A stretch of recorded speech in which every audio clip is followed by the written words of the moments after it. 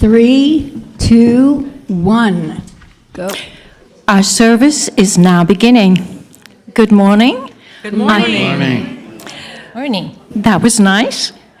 I'm Gillian Fynn. I'm your liturgist this morning, and I'm glad to welcome you all here today, especially anybody who might be here for the first time. And perhaps we also want to extend a warm welcome to all our friends on Zoom. Good morning. Good morning. Where are they? In honor of Black History Month, Virginia is going to read a poem for us. We sang first. Oh. I think we sang first. Jeff changed the order. Surprise.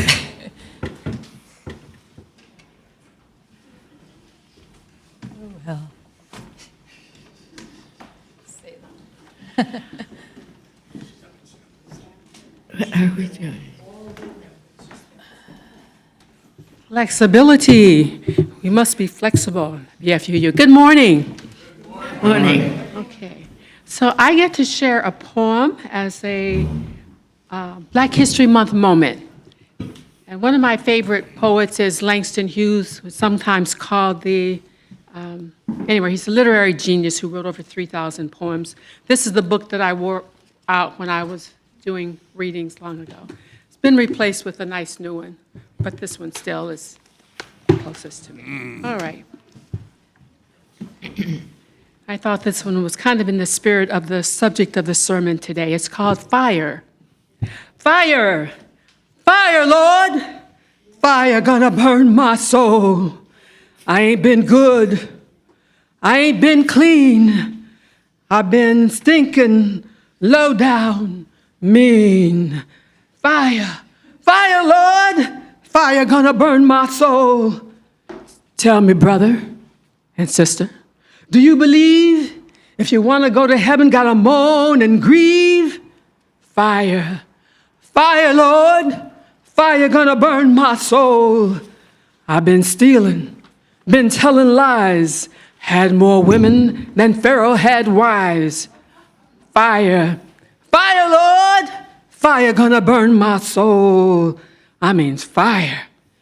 Lord, fire gonna burn my soul.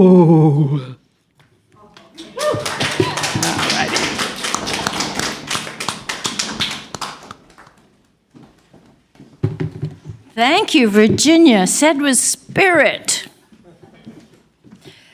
So now we do sing. So please, let's all join in singing hymn number 407. We're going to sit at the welcome table, and it's in your gray hymnals. It would be lovely if everybody would stand. You'll find your voice much easier.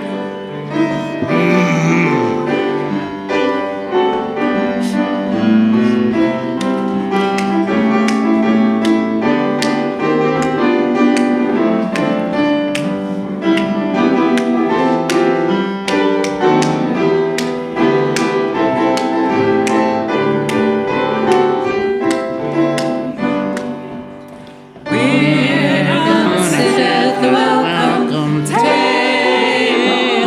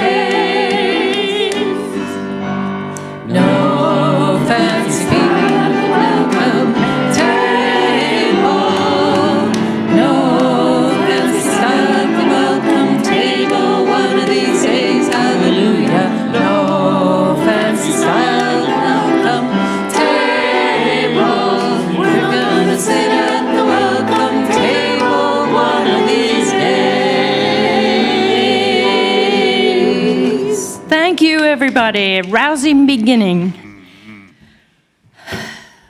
To all who treasure the message, it's good to remember that we are part of a free religious tradition that honors the loving heart, the open mind, and growing together in beloved community.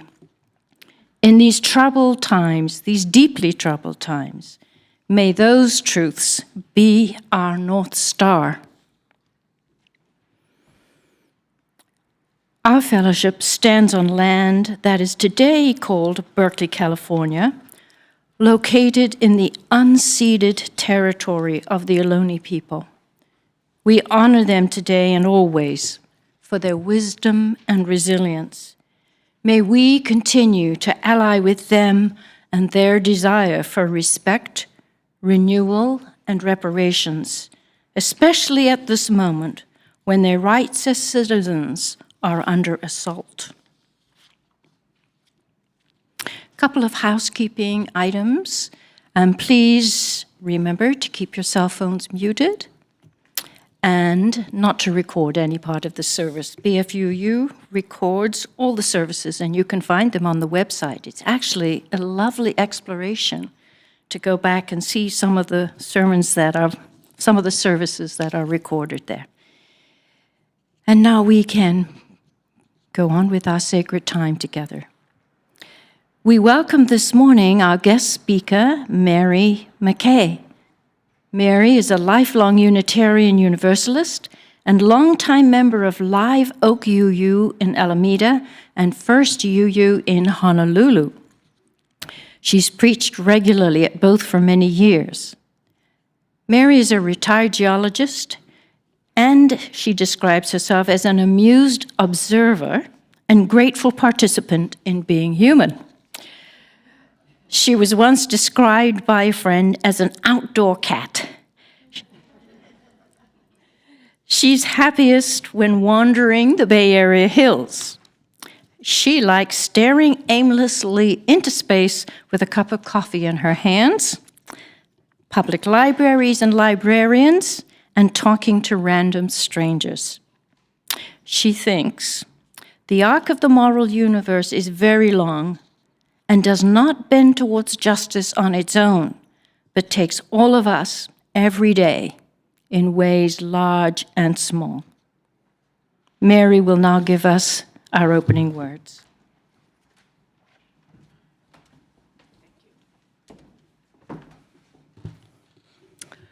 It is a joy to be here this morning. Thank you. From Mrs. Scott.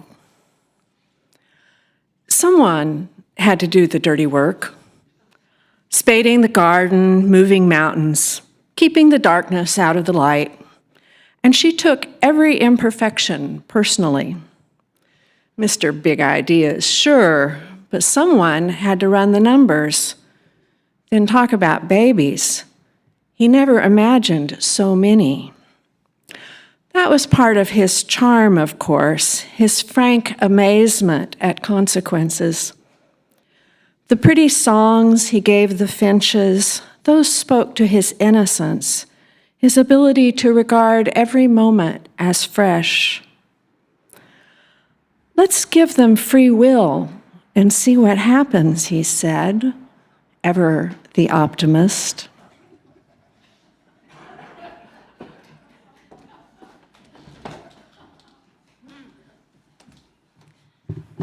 When was that written? Our century, no doubt. Thank you, Mary. Now we'll do our chalice lighting. Please, light your own chalice or candles at home now, while we light this communal chalice for all of us, a symbol of our Unitarian Universalist heritage and tradition, and also for the spirit that lives within every one of us. Please read with me our unison chalice lighting, which can be found in your order of service or on your screen. Let love be the spirit of this congregation and service its goal. This is our living covenant, to dwell together in peace, to seek the truths in life, and to help one another. And now let's light the red candle, and we recite together these words of solidarity. We light our red candle to mourn Black lives taken by police and state violence, to proclaim that Black lives matter, and to express our commitment to Black liberation, reparations, and the end of slave capitalism. Now we're going to join together to sing hymn number 348 in your gray hymnal, Guide My Feet, and please stand if you're able.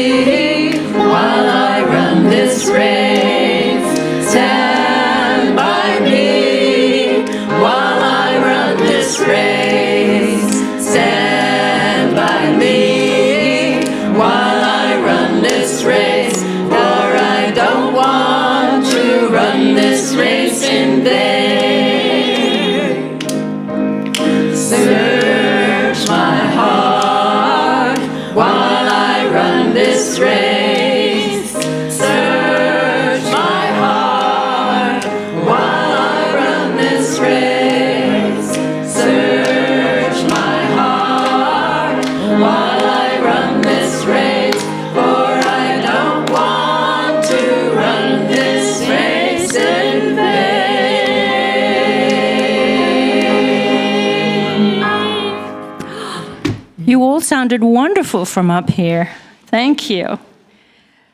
Mary is now going to start our time of meditation.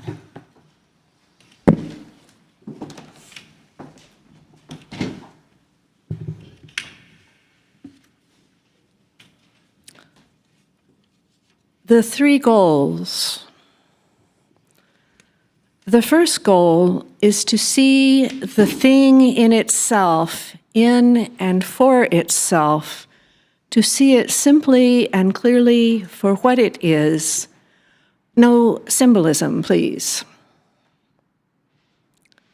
The second goal is to see each individual thing as unified, as one, with all the other 10,000 things.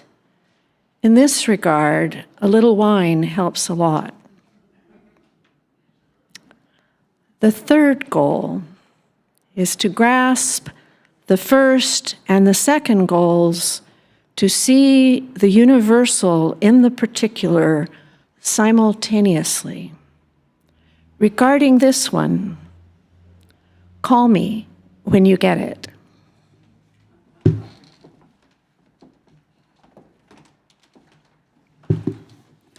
And now we'll move to the silent part of our meditation. So would you please get really comfortable in your chair and just notice how it's holding and supporting you. And now relax your jaw, your shoulders and your hands. And if you feel like it, you could close your eyes and just follow your breath to your inner stillness. In a minute, Andy is going to sound the chime to mark the beginning of 2 minutes, and again at the end.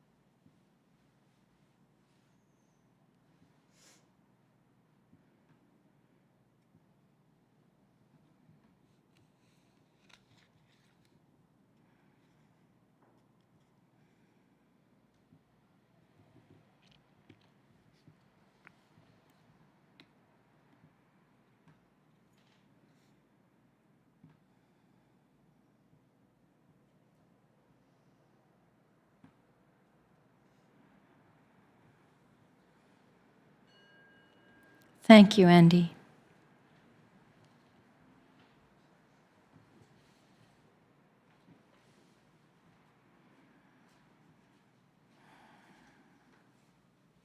It seems very peaceful in this room. We'll now continue with our rituals around joys and sorrows. And Christine is bringing me the Joys and Sorrows book. Thank you so much. So first, we'll read from the book that anytime that you come in, you will find on that table over there, and we welcome you writing in it. Simone says, prayers for the people of Gaza, whose homes are being threatened by illegal greed. Marge says, my brother passed away in January due to advanced stage Parkinson's disease. He was a wonderful person.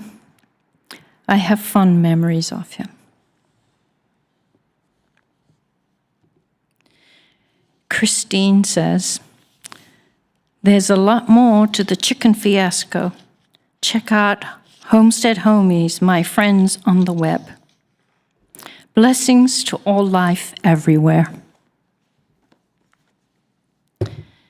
And now we invite you, please, to share out loud the names of people for whom you have concerns you would like to bring to the community.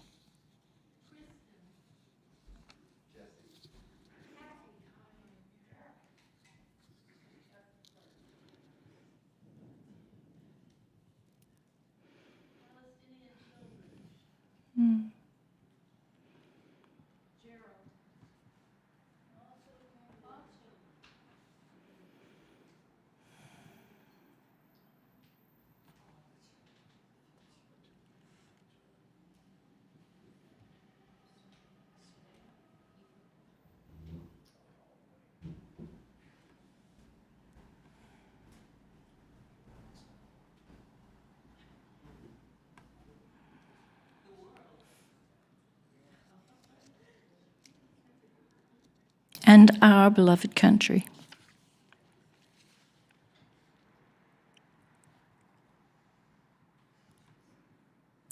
Now we move to the silent part of our morning ritual. It's the healing ritual of water and stones for anything that is in our hearts that we wish to share with the community but is too sensitive and tender for us to say out loud. So please feel free to walk down the center aisle, and when you get here, you can pick up a stone or stones and place them in the bowl of water which represents the community.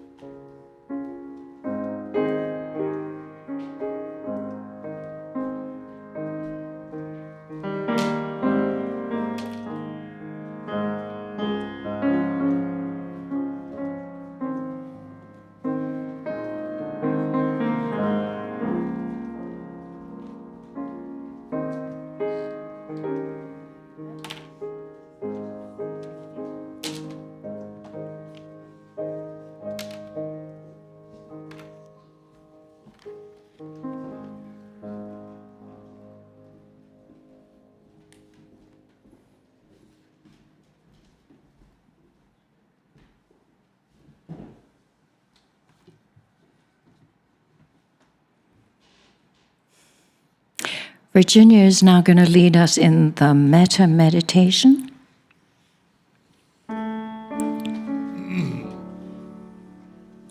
May I be saved, may I be blessed, may I know joy, may I be free, may you be saved, may you be well, may you know joy, may you be free.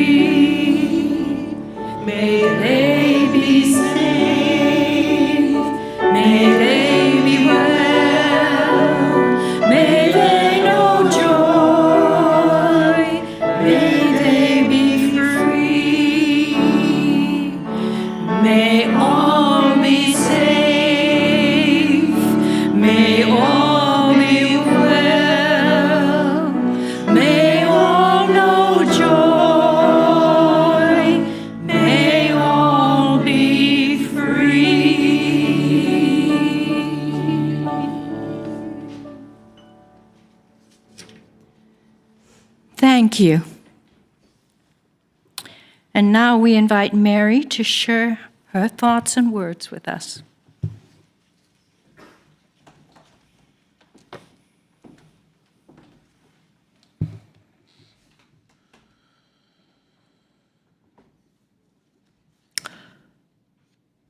I stole a watercolor paint set when I was about 12. Old enough to know better. It was in a hinged box with small trays of pure color and a slender brush. I wanted it, and I didn't have the money. All the worse since it was a neighborhood store, the only store in walking distance, and we were regular customers. I was so ashamed that I hid it in the back of my closet and never used it. I couldn't figure out how to give it back without getting in trouble, and I never told anyone until a few months ago. A relatively small sin, I know, and I also know that many of you are likely replaying similar scenarios of petty theft and fits of conscience. Unitarian Universalism is born out of the 17th century European Age of Enlightenment, when science and reason upended both political and religious hierarchy. Scholars such as Rousseau and John Locke advanced the idea of the perfectibility of man, that people are capable of achieving perfection on earth through natural means without the grace of God. Similar ideas are found in Buddhism, but for the Western world steeped in original sin, these were radical concepts and foundational to both American and French revolutions. So it makes sense that many Unitarian Universalists believe in the innate goodness of humankind. I have met many UUs who believe that we are born into the world not just in innocence, but that we are good. That those who do great harm were themselves harmed in some way, and that if only we could provide for every child, there would be no violence or hate. And in some sense, I believe this too. It seems obvious when we know something of a twisted man's upbringing that the seeds of his weakness were planted early. I use the male pronoun intentionally, thinking of our previous and current president and the threat he poses, but the examples are many. Our prisons are full of men who are both the victims of racist policies of incarceration and too often of childhood trauma and neglect. If only every child were born into a loving and stable family, if we each received what we need to flourish, I have no doubt there would be much less pain in the world. But I think it is both mistaken and dangerous to believe that we are inherently good and that cruelty and lies are an aberration.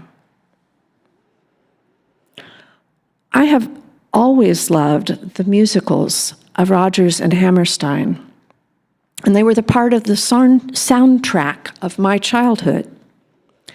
It wasn't until I was grown that I came to appreciate the moral complexity they presented and how unusual that was at the time. And later still that I learned that Oscar Hammerstein II was raised in the Universalist Church, whose innate optimism and belief in human progress he clearly absorbed. Of all the wonderful songs, the one that speaks most clearly to me of Hammerstein's Universalist roots is "You've Got to Be Carefully Taught" from South Pacific. The 1949 musical itself was controversial with its theme of interracial romance, and the song was subject to widespread criticism. Although they were urged to remove it, Rodgers and Hammerstein believed it was pivotal to the story and to their message of hope in the wake of the recent World War and Holocaust. In the musical, Lieutenant Cable sings the song which begins, "You've got to be taught to hate and fear." The song directly challenges the notion that racism is something innate and argues that it is learned from an early age. It is a hopeful thought that this great sin, the stain upon America's soul, could end if only we weren't taught to hate and fear. Alas, while I think the specifics are certainly taught, the seeds fall on fertile ground. Studies of young children show that even something as inconsequential as yellow versus green t-shirts quickly fuels tribal divisions with assertions of superiority and the denial of privileges. I don't like this. I want to believe that we are good until something or someone steers us otherwise, but I would be fooling myself. We are social primates. We share all but a tiny fraction of our DNA with bonobos and chimpanzees.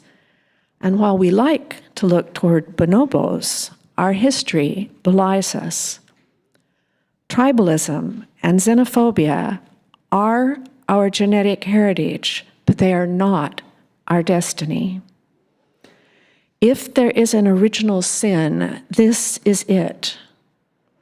To erase hate takes more than not teaching it.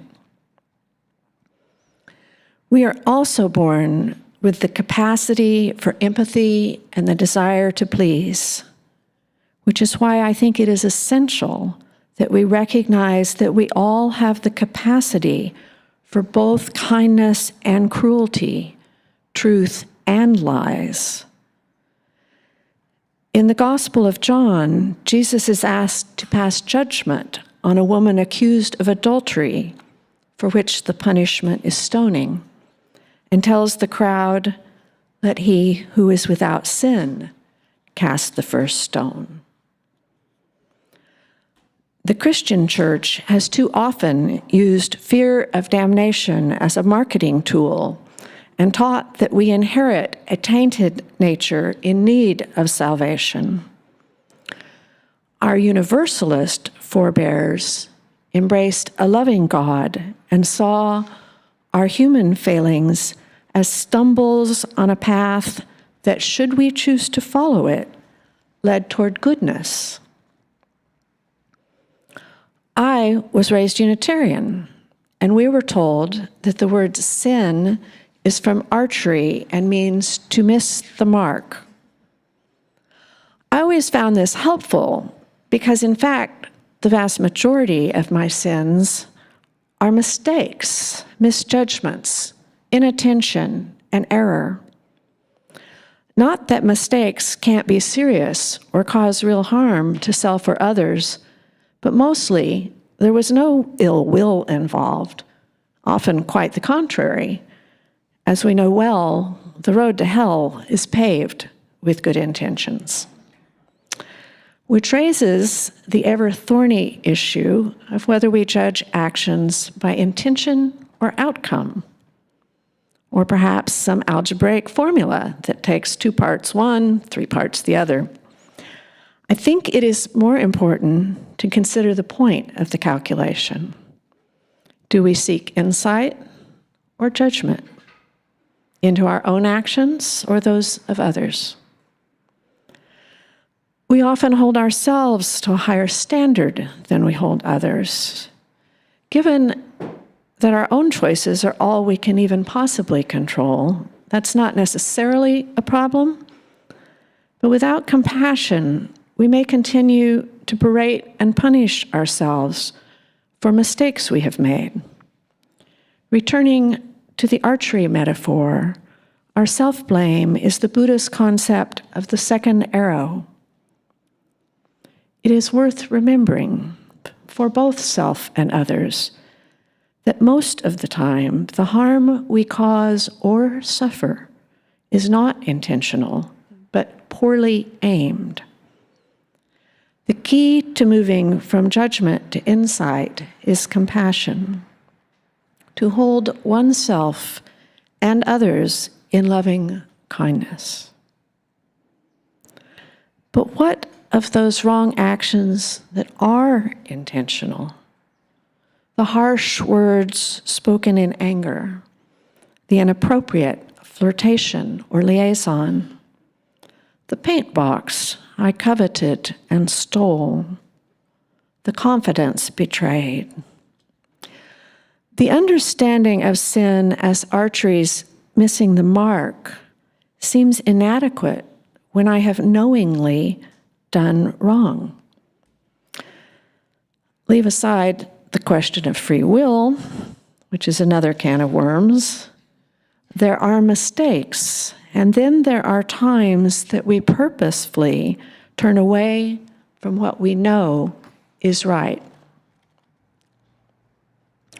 In the Hebrew Bible, Ecclesiastes says that surely there isn't a righteous person on earth who does only good and never sins. Not because of an encounter in a mythical garden a few thousand years ago, but because 6 million years of evolution has yet to perfect the human experiment. Because we are imperfect human beings who will all fall short of our highest aspirations. Being very clever, if imperfect, it turns out we're also remarkably good at rationalization. While sometimes given to self-blame, at other times we create complex stories to excuse actions we know were wrong. It turns out we all think we are good people acting for moral reasons, even those who commit terrible crimes. It's a tricky balancing act. How do we take appropriate responsibility for our wrongful actions without being overly self-critical? Better yet, how do we take right actions in the first place? The author Salman Rushdie said that any big idea has to answer how you act when you're weak and how you act when you're strong. When I am weak, I may lie, steal, or strike out in anger. I may fall prey to gluttony or lust. The sins of weakness seem all too familiar. For most of us, the sins of strength are likely those of tribalism and oppression, all the more treacherous for the power wielded by groups. In Robert Louis Stevenson's tale of Dr. Jekyll and Mr. Hyde, it is Dr. Jekyll's denial of his flawed nature that allows depravity to flourish. His very desire to banish his darker impulses is what feeds them. And this is where I think we go wrong when we believe in the innate goodness of humankind and why we need the concept of sin. Not the biblical notions of judgment and punishment, and definitely not all the sexual baggage that came along for the ride. But it is only in recognizing that we all are flawed, that we not only make mistakes, but at times willingly step off the path of righteousness, that we are capable of the saving grace of compassion and forgiveness. My Universalist forebears believed in a God too loving to abandon us. While I believe we are capable of both kindness and cruelty, I also believe that it is our nature to turn toward goodness, to attempt to heal a broken world, and that heaven and hell are what we make of them. May we know that none are so broken as to be discarded, and in the words of Rob Eller Isaacs, may we forgive ourselves and each other and begin again in love. Amen. Blessed be.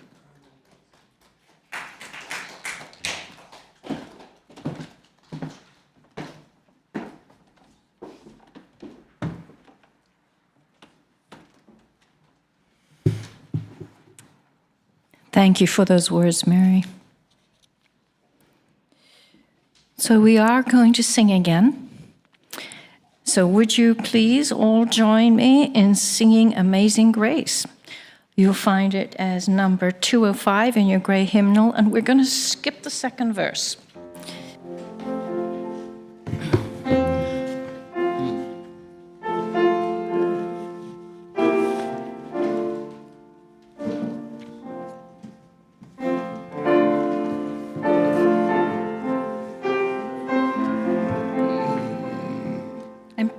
Please stand if you're able.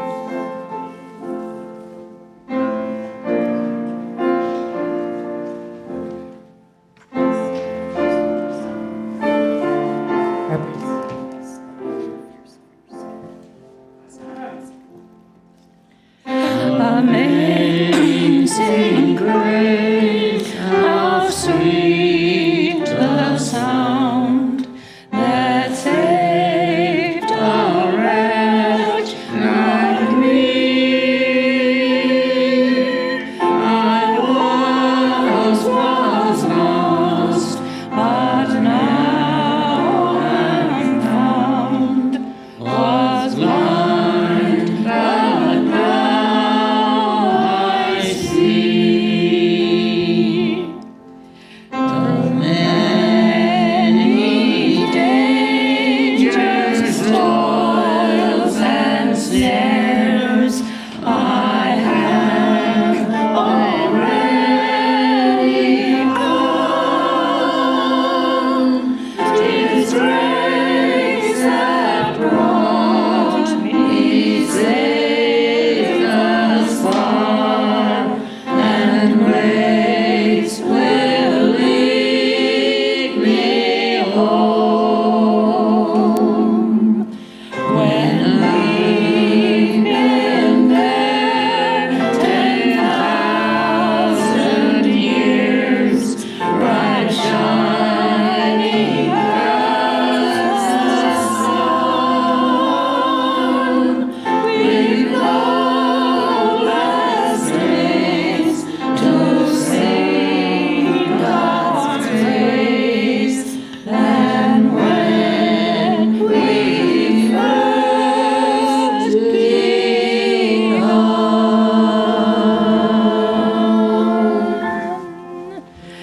Beautiful.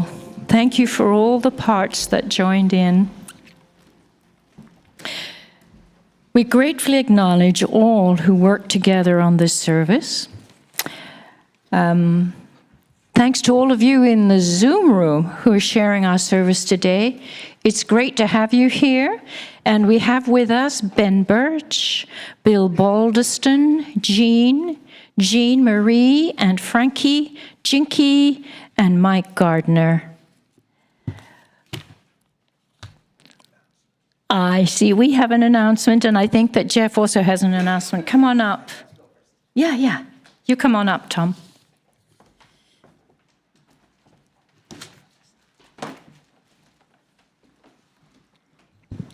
Thank you very much. On November 10th of last year, this community got together and endorsed the oh my God. apartheid-free community. But we've only gotten official announcement this weekend. I met with the head of the program. We're now moving into 500 communities who have done this and are fighting for the thing. And so I got the statement that I'll give to the secretary, the official statement. But we have been on the website. Our name, BFUU, has been there since November, and now we'll be a little bit more active.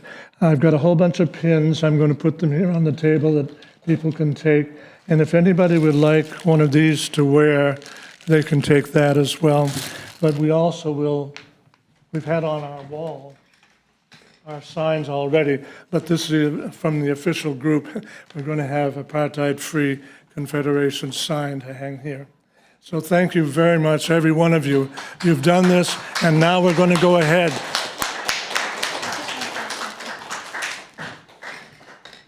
I just want to add something to what Tom was saying. On Martin Luther King Day, some of us were marching in Oakland, along with other Unitarians, with the Alameda Unitarians, actually, and with the Oakland Unitarians. And we were wearing those badges, and it was lovely because somebody came up and was really excited to see us and knew that our fellowship had joined the movement, and she was a pastor for a Baptist church, which seemed very exciting to me. Her name is Reverend Allison Tanner. She told me about meeting you folks. I was very proud, and I was with her last Thursday, and yes, wonderful. She appreciated EFU. Great. Thank you. So exciting. This Wednesday, there's going to be I think the fourth History Club meeting that we've had. The goal of the History Club is to be a club. So you get to come and hang out. How many of you ever wanted to be in a club before? You could all join our club. You're welcome. So at 6 o'clock, we're going to do a club thing, and it's going to be have a potluck meal together. At 7, we're going to hear from 3 speakers. Hank is going to talk about the history of the caste system in the state of Kerala, India. I'm going to be talking about the 12 disciples of Jesus and their familial relationships with Jesus. Did you know that practically every one of those 12 disciples was actually a family member of Jesus, or like a stepbrother kind of thing? So you find out all about that. And Joanna Foley is going to be talking about African Americans and how they helped win the American Revolution. They were good soldiers. So hopefully you can come and join us. And the other thing, this Sunday, we're going to hear a message from Prince Miraguri from Africa. He's in Africa right now. And he's going to be speaking. We're going to have him up on a widescreen TV. And he's going to talk about fear and something to do with fear. Next Sunday. That's next Sunday. I think how to deal with it, but I'm not sure. But I just got the word fear, so come and hear that. And the liturgist is going to be a friend of ours, Sumi. Sumi's going to be our liturgist who just got back from Africa, visiting his family over there. So it's going to be exciting. We're going to have a liturgist that just got back from Africa and an African who's going to be talking to us and with us, and we're going to be sharing that service together. Sumi is here, will be here in the room with us, and Prince will be from Africa. So anyway, hope to see you then. That's cool. I really look forward to hearing Prince's message. Yeah, you be here. Be here or be square, right? Please check your order of service or the email, newsletter, whatever, for any other announcements. And if you're not yet on our mailing list, please contact one of us at the end of the service, and we'll be happy to get you on there. Is there anybody here who's actually new to BFUU? I was happy to see some returning faces. Mary MacKay. Would you like to tell us anything about yourself? I did it for you. Okay, that's fine.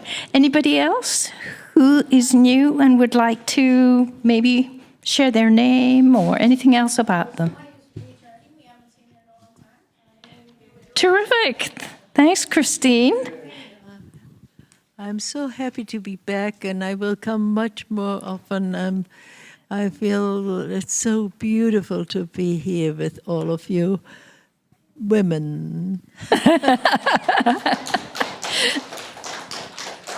Great. Thank you.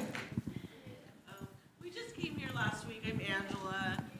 Okay. Oh, you need it on there. Hi. We came last week. I'm Angela. This is Robert. We had been coming a long time ago. So. Right. We're so happy to see you back again this week. So, welcome to all who are here with us today, either in the room or on Zoom, in silence or in words. And we'll have time to connect after the service, I hope. So now we'll move to our sharing of responsibility. It's a responsibility for the home which we're creating together, both here and in the world. Our shared plate partner for December is TGIJP,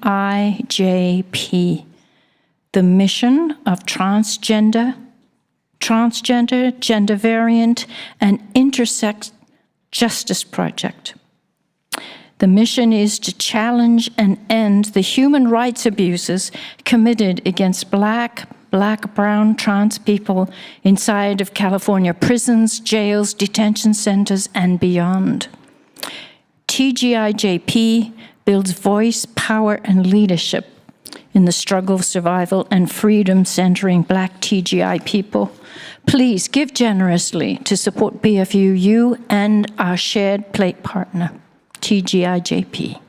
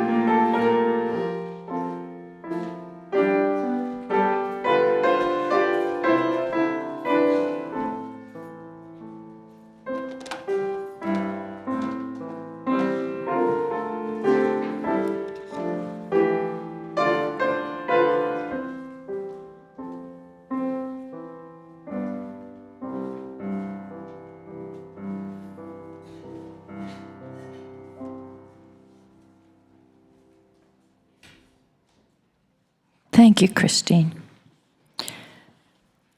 Let us dedicate our offerings. Please say with me the words in your order of service. To the work of this fellowship, which is creating loved community within and beyond these walls, we dedicate ourselves and these our offerings. And now we're going to sing our final hymn, which is One Love by Bob Marley. Yes, One Love.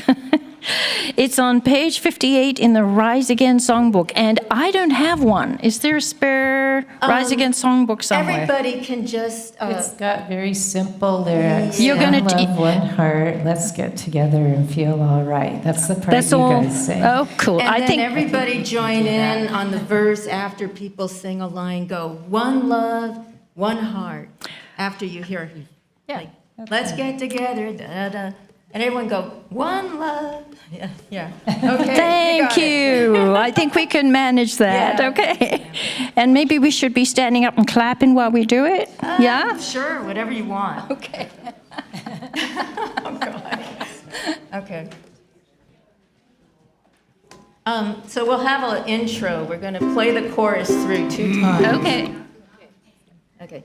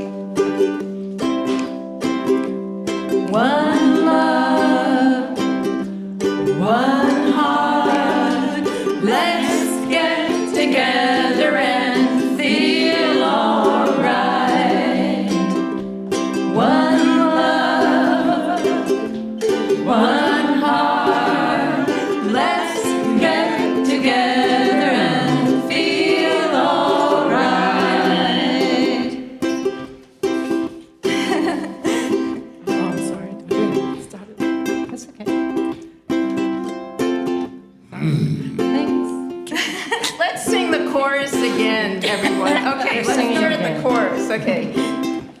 One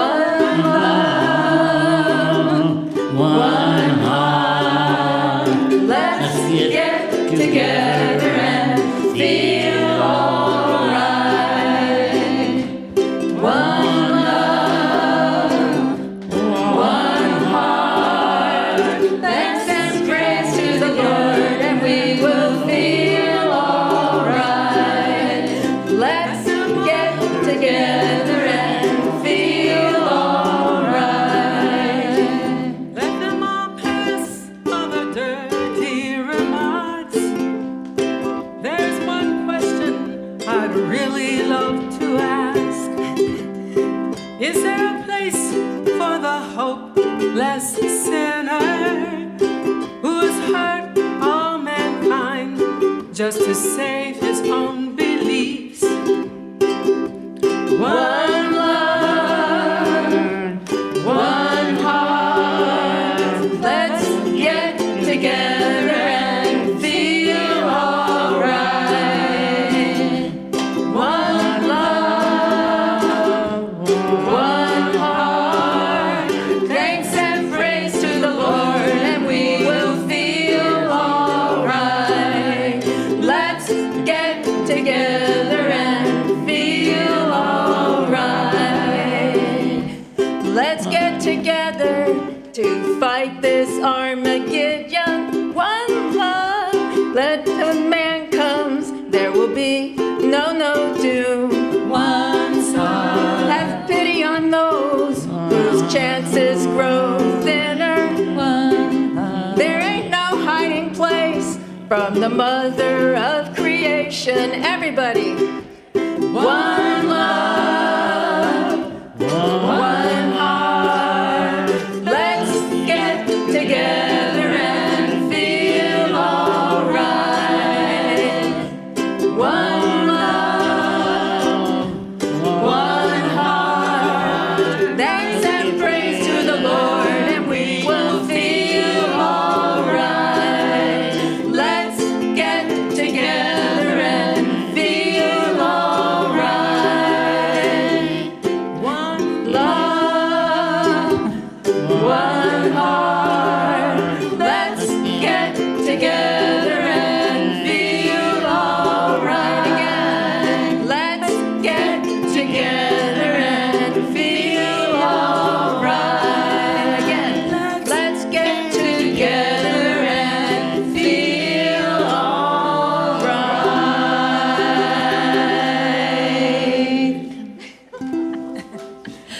Thank you. I love something with a good beat.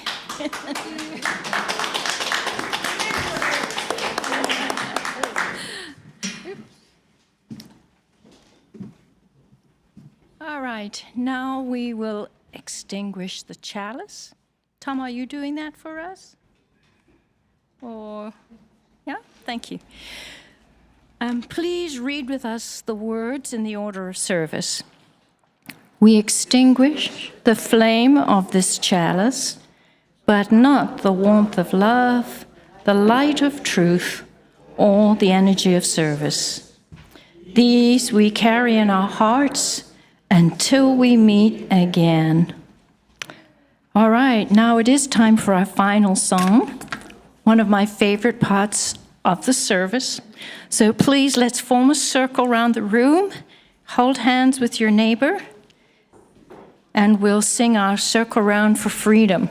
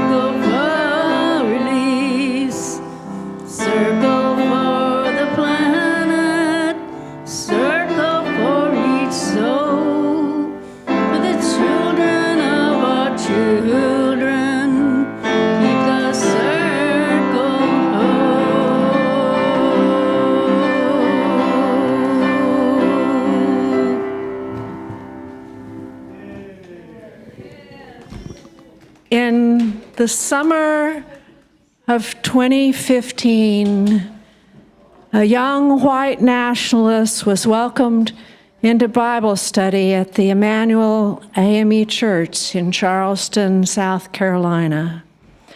In his broken heart, he hoped to start a race war by murdering the pastor and 8 others.